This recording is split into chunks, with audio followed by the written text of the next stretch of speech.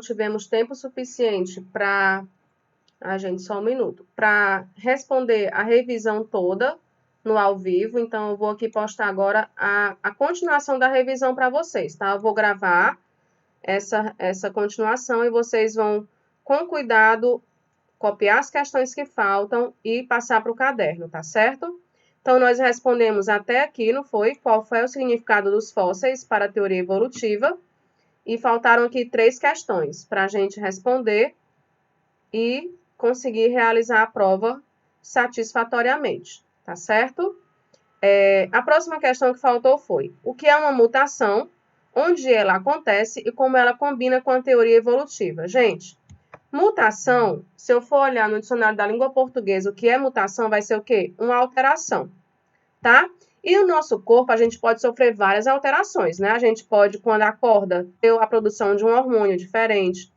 Quando a gente come muita carne, você produz mais ureia na urina. Então, são alterações que a gente sofre, certo?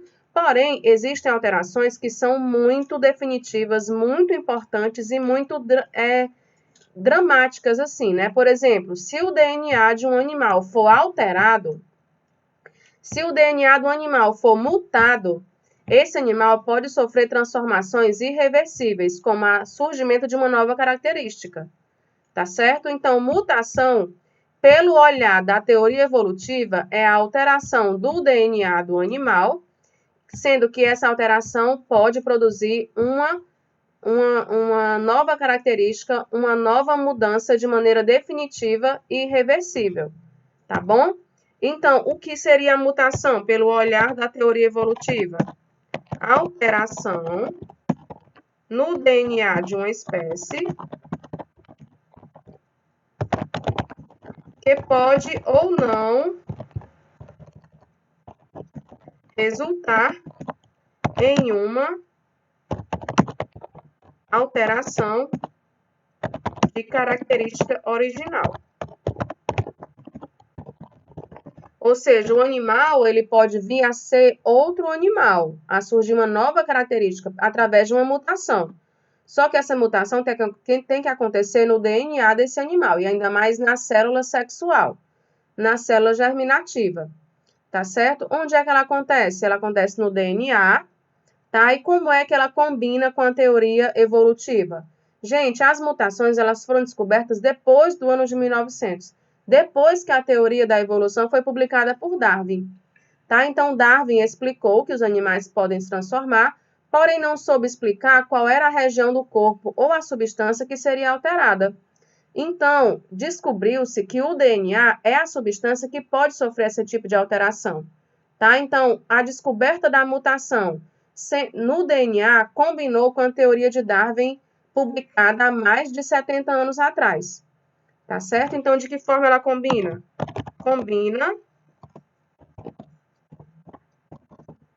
Combina no sentido de explicar como nasce um ser vivo diferente do outro, com características diferentes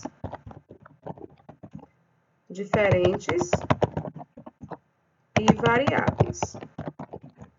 Então, gente, a descoberta da mutação, a descoberta desse fenômeno só veio corroborar e contribuir com a teoria evolutiva. É tanto que a teoria sintética, que é a teoria que engloba esses novos conhecimentos mais modernos, é chamada de neodarwinismo, ou teoria sintética da evolução, certo?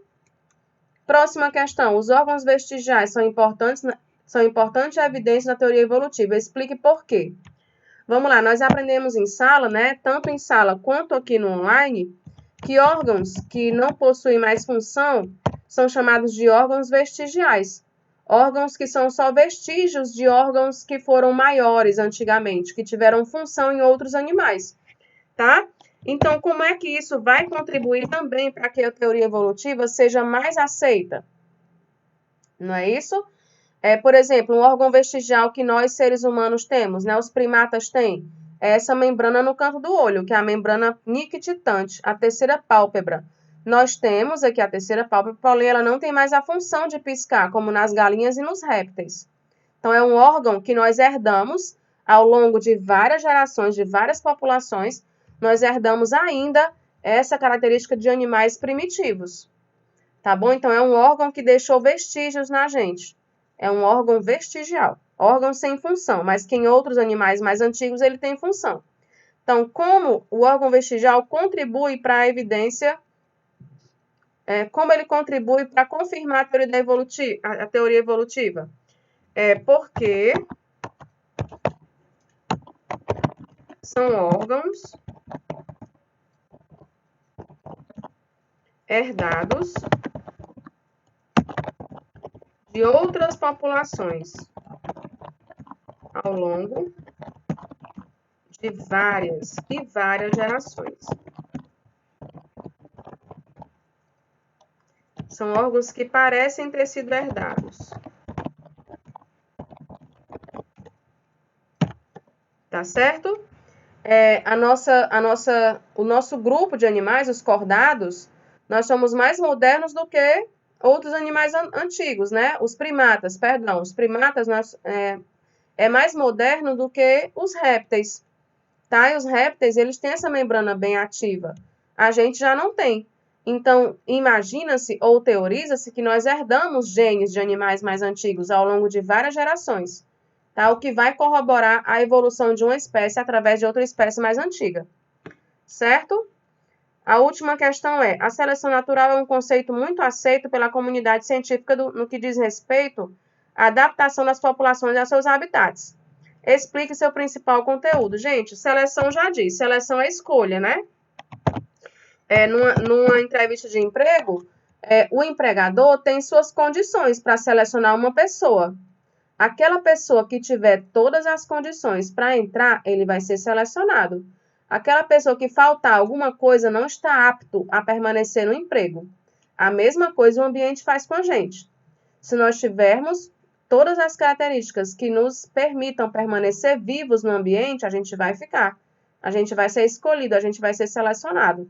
Se alguma coisa nos faltar, nós iremos, infelizmente, morrer, tá? Se, por exemplo, nós, que somos animais terrestres, não tivéssemos pulmões, se nós tivéssemos brânquias como os peixes, nós não estaríamos vivos hoje no meio terrestre.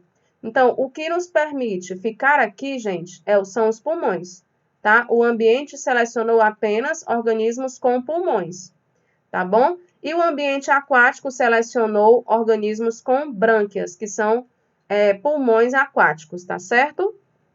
Então, o que é que diz a seleção do ambiente, a seleção natural? A seleção natural afirma que o ambiente tem poder de escolha sobre os animais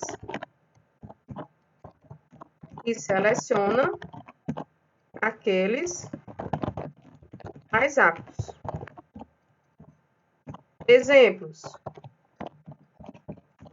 pulmões são melhores adaptados ao ar atmosférico.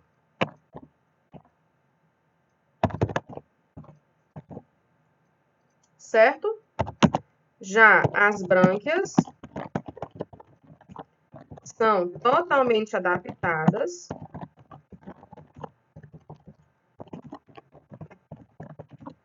ao meio terrestre, ao meio aquático, perdão, meio marinho, meio aquático.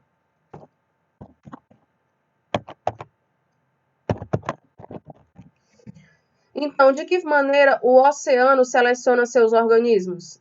O oceano diz: aqui é mais adaptável um animal que tenha brânquia, como o tubarão, como o peixe-raia, como os peixes ósseos, certo? Pode ter algum animal com pulmão, como as baleias e golfinhos, mas eles não são totalmente adaptados, tá bom?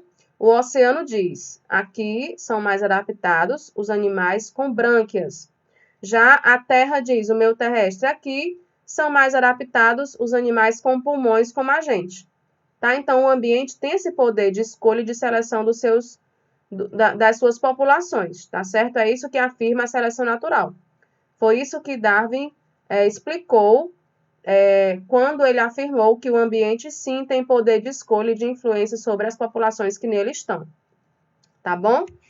Então era isso, a revisão é essa, a continuação foi dada, eu vou postar agora lá na agenda o link dessa aula gravada. Peço que vocês vejam com cuidado, revejam, escutem novamente, copiem. A prova de vocês está muito baseada nessa revisão, vocês vão ter a oportunidade de pesquisar, tá bom? E qualquer coisa, falem comigo no Class, que eu respondo, tá certo? Um beijo e até semana que vem.